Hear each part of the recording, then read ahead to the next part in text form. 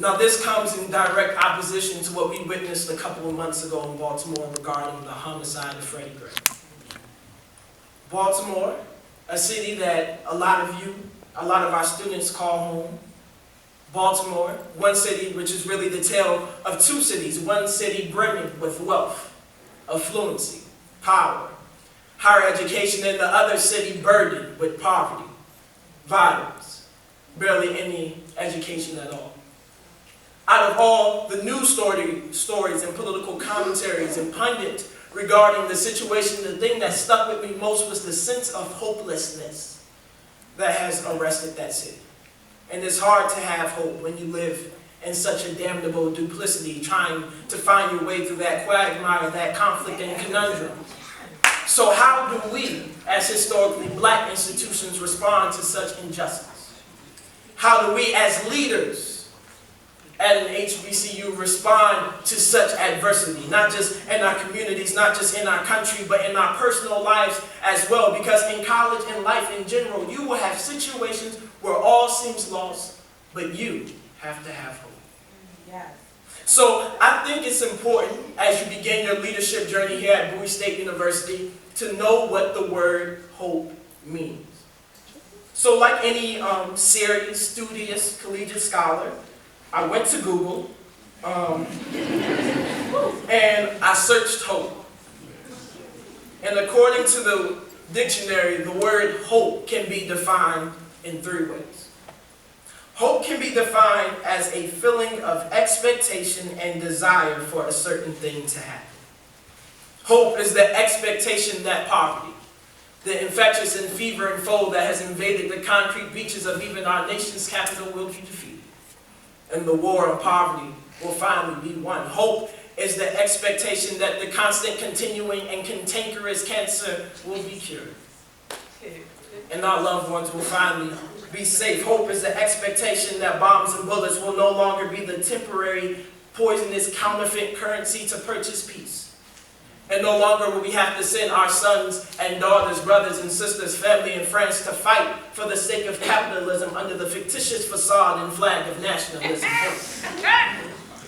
It's the expectation that our prisons will no longer be pipelines for the disadvantage of our society and Fortune 500 corporations for the advantage in our society. Hope is the expectation that our schools will be the catapults to our children's future, instead of daycares where the rich are taught and the poor are tested. Hope is the expectation that birthed the historically black college in 1837 in the midst of slavery and bondage.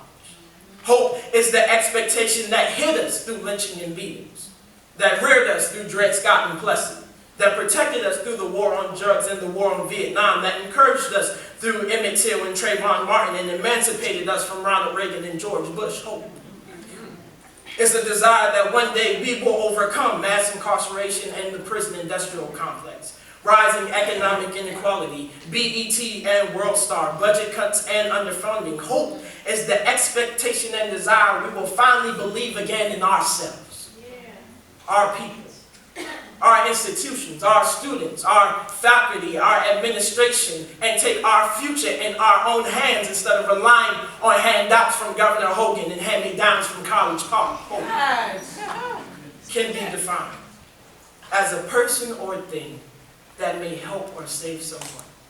So look all around you. Bowie State University is full of hope. Hope is the academic counselor that sits after hours and meets with students to ensure that they can graduate. Hope is the professor who writes recommendation letters and critiques resumes for graduate school during their lunch hour. Hope is the administrator with a spouse and family at home but stays after to attend and support student events. Hope is a student who goes through a full day of school only to leave and go to a job to help out at home.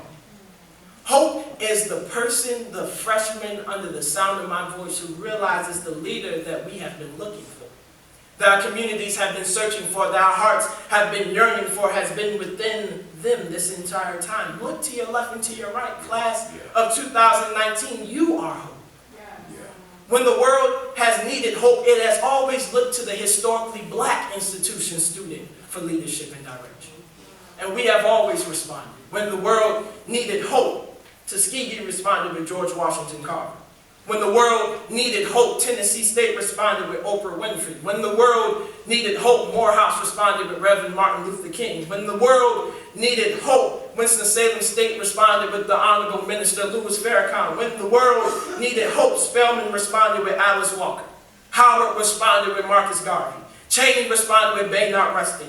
North Carolina A&T responded with Reverend Jesse Jackson. Grambling State responded with Erykah Badu. Fayetteville State responded with Jermaine Cole. When the world needed hope, Lincoln responded with Thurgood Marshall and Langston Hughes. Fisk responded with W.E.B. Du Bois.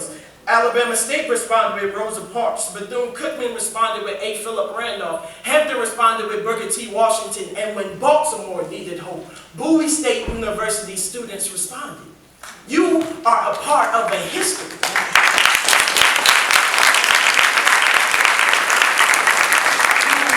You are a part of a history. You are a part of a tradition of not just academics, but advocates. Not just scholars, but servants. Being historically black has less to do with the melanin of the skin of the student we admit, and more to do with the type of leaders we produce. Being historically black has less to do with being exclusive to African Americans and more to do with being inclusive to the stigmatized, marginalized, and oppressed people of our society. But Reverend King said it this way: someone told a lie one day. They couched it in language. They made everything black, ugly, and evil. Look in your dictionary and see the synonyms for the word black. There's always something low and degrading and sinister. And I stand here today almost 60 years later to say someone else told a lie one day. They couched it in media bias and faulty college ranking systems. They made everything historically black wrong. Open up a newspaper and see articles about our relevancy. That our professors aren't prepared enough. That our students aren't smart enough. That our schools aren't diverse enough. But we came here to Bowie State University to get the history right. Historically, black colleges were the first institutions to let people in regardless of their ethnicity, regardless of their skin color, regardless of their sexual orientation, regardless of their political affiliation or religious beliefs. We started higher education diversity. Our professors are filled with expertise and passion. Our students are filled with creativity and intelligence. And as long as there is injustice in the world, historically black colleges will always be relevant. Don't you ever be ashamed to say your college is historically black. God made you black.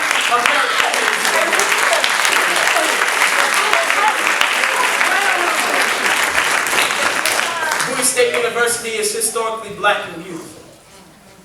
Bowie State University is historically black and proud. Find strength in that.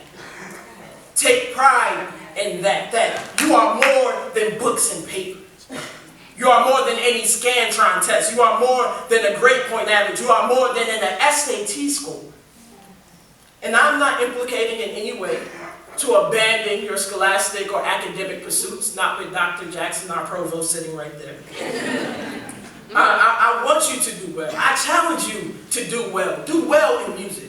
So well that Beethoven and Bach become baffled and bewildered at the beauty of your ballads. Do well in physics. So well that Plato, so well that Newton and Einstein elbow each other in the grave in all of your genius. Do well in philosophy. So well that Plato and Aristotle meet in the balcony of heaven. Wave away the fog of glory and gaze in wonder at the wisdom of your words. Do well. Do well. So well that the sun refuses to take off his morning do-rag and wipe the sleep from his eyes. So well that the moon refused to remove her evening bonnet and robe. So well that the stars refuse to remove their house slippers, all because you shine so bright. Do well. Yeah. Do well in computer science. But there is no cryptography, no code for character. Do well in biology, but there is no molecular or microscopic structure, no chemical formula for morality. Do well in mathematics. God bless you in math class. But there is no equation for leadership. What would it profit a man to gain a degree and lose his voice for his people? What would it profit a woman to gain her degree and lose her vision for her people? What would it profit a university to gain a higher graduation rate and lose its community, lose its history, lose its traditions, If you go throughout these years, you are here and find nothing to fight for, no cause to strive for, nothing to be filled with righteous indignation and anger about, nothing worth sacrificing for, nothing worth dying for. If the world ever needed hope, it is now.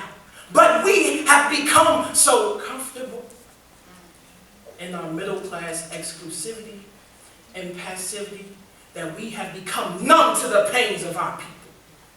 So intoxicated with the aroma of our own arrogance and false sense of accomplishment, we have become deaf to the least of these in our society. So inebriated by our own personal plans and career goals and ambition that we have become blind. But you are the voices of the voiceless. You are the power of the powerless. You are the change. You are the leaders. You are the activists. You are the chosen generation. You are a Bowie State Bulldog, class of 2019. You are hope. You are hope. Hope can be defined as grounds for believing something good may happen. Or the Richard Lucas III definition, hope can be defined as believing something good may happen despite the bad that is happening. Contrary to popular belief, hope is not a word to be used when things are going right, but a word to be used when things are going wrong and you have no choice but to believe things will be all right. My dear departed fraternity brother, Reverend Martin Luther King, once said, we must accept finite disappointment, but never lose infinite hope. Hope is to a student in a struggling class, to a leader in a lifeless organization, to a teacher in a failing school. Hope is to 3 Hebrew boys in a fiery furnace, Daniel in the lion's den, Jesus in the judgment hall. Hope is to Martin in the Birmingham jail, Malcolm in the New York State prison, Barack Obama and a petty, paltry, and partisan Washington, D.C. See, hope is not the celebratory or scintillating sermon that elicits shouts from the congregation. Hope is the humble homily that whispers to the ear and to the heart of every believer that somehow, some way, tomorrow will be better than today. Hope is not the finish line nor the starting pistol at the beginning of the race. Hope is the steady pattern rhythm of a runner's feet, tired yet determined to go another mile. Hope is not the beauty of the butterfly's wings or the aerodynamics of its flight. Hope is the cocoon the butterfly leaves behind as evidence to all that the thing that once rendered it immovable has now made it unstoppable. Hope storms can't sweep. Hope trouble can't overwhelm it. Hope problems can't prevent it. Burdens can't crush it. Sickness can't defeat it. Death can't destroy it. Grave can't hold it. And the police can't arrest it. Hope what the teacher can't teach. Hope what the doctor can't prescribe. Hope what the mathematician can't count. What the scientist can't measure. What the poet can't articulate. What the terrorist can't take. What the government can't give. What the poor can't perceive. What the rich can't buy. But the alphabet can testify. Hope is audacious and adversity. Hope is bravery and brokenness. Hope is calm in calamity. Hope is defiant despite difficult dilemmas, encouraging in airy environments, fearless and fiery footings. Hope glows and gloominess. Hope is harmony and havoc. Hope inspires innovation. Hope is jumping joy and kindling kindness. Hope is a lift in life's lows. Hope manifests miracles in muddy moments. Hope never checks out but overcomes opposition by persevering in pressing predicaments. Hope is quintessent in quarrels. Hope restores, renews, rekindles, recovers, rejuvenates, and rises out of rubble. Hope is strength. Hope is triumph. Hope is undeniably unwavering. Hope was V, a victim one Friday night, but W, it won early Sunday morning. Hope will X out of your fears and cancel out of your whys until you can Z, zealously stand and say, with degree in hand, I still have hope in Baltimore City. I still have hope in Bowie State University. I still have hope in my people. I still have hope. Thank you.